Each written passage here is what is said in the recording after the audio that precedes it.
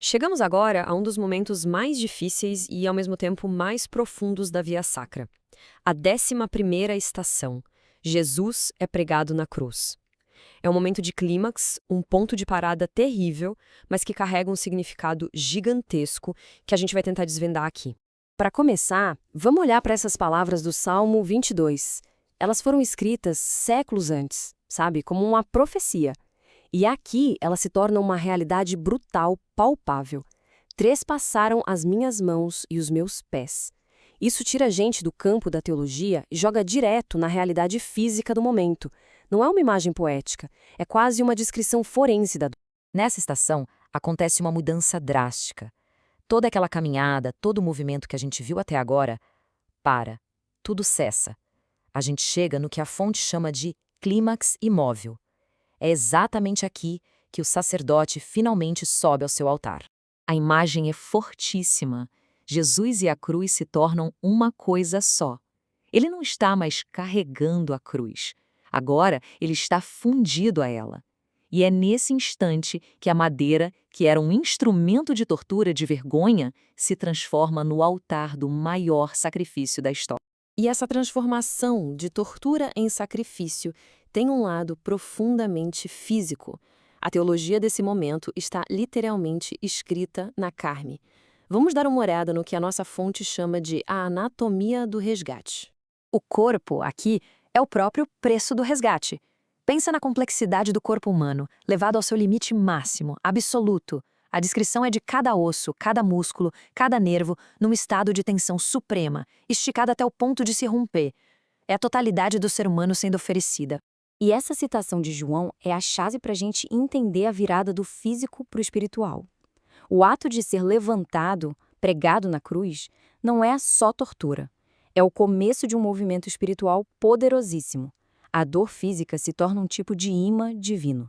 Agora a gente chega num detalhe que, olha, muda completamente a nossa percepção sobre o que está acontecendo.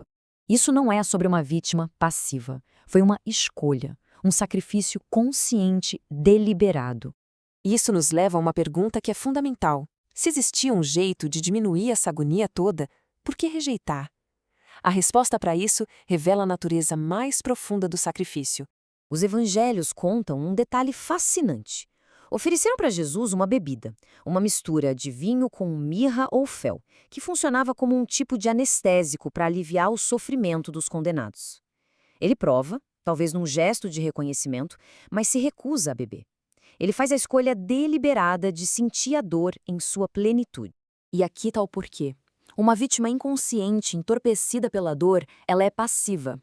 Mas para que o ato tivesse o seu valor de redenção, não podia ser o de uma vítima qualquer, mas sim o de um sacerdote voluntário, em plena posse da sua consciência, da sua liberdade. A lucidez era absolutamente essencial.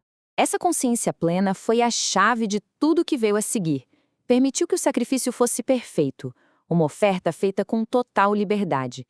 E o que é crucial, permitiu que ele estivesse presente para os outros naquele momento extremo, para perdoar quem o feria e para oferecer a salvação ao ladrão arrependido que estava ao seu lado. Então, vamos ampliar um pouco a nossa visão agora. Esse evento não é só sobre um homem e uma cruz. Ele tem implicações cósmicas. A cruz se torna o eixo que realinha o mundo inteiro. E no coração dessa estação, a gente encontra um paradoxo divino que é impressionante. A imobilidade absoluta, estar pregado sem poder se mover, gera o maior movimento espiritual da história. A impotência física se transforma num poder divino que atrai toda a humanidade. E assim, aquele instrumento de vergonha ganha um significado completamente novo. A cruz se torna o maior símbolo da fé. Vira um centro de gravidade espiritual que sustenta um mundo que, sem isso, tenderia a desmoronar sob o próprio peso. Agora, vamos mudar o foco para uma perspectiva mais íntima e talvez a mais dolorosa de todas. O olhar de Maria, sua mãe, ao pé da cruz. É aqui que a gente vê o custo humano da redenção. Essa progressão aqui é simplesmente devastadora. Maria está vendo o corpo que ela mesma formou no seu ventre, o corpo que ela segurou, que ela amou quando era um bebê, agora sendo violado daquela forma. É a memória do presépio se chocando com a realidade brutal do Calvário. A profecia de Simeão, de que uma espada de dor atravessaria a alma dela, se cumpre nesse exato instante. O sofrimento dela é uma participação direta no sofrimento dele. A dor física do filho vira uma dor espiritual na alma da mãe. E mesmo no meio dessa dor inimaginável, ela continua de pé. Ela une aquele sim que deu lá no início, o seu fiat, a este momento de sacrifício.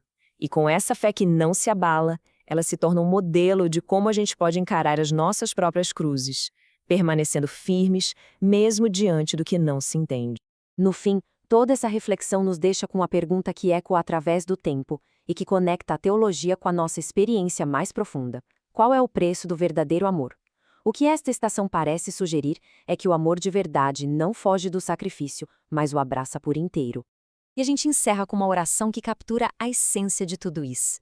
É a ideia de que, ao olhar para as feridas de quem foi crucificado, não se encontra só a dor, mas a própria fonte da cura, da redenção. É um convite para encontrar força na vulnerabilidade e vida no sacrifício. Obrigado por acompanhar essa reflexão.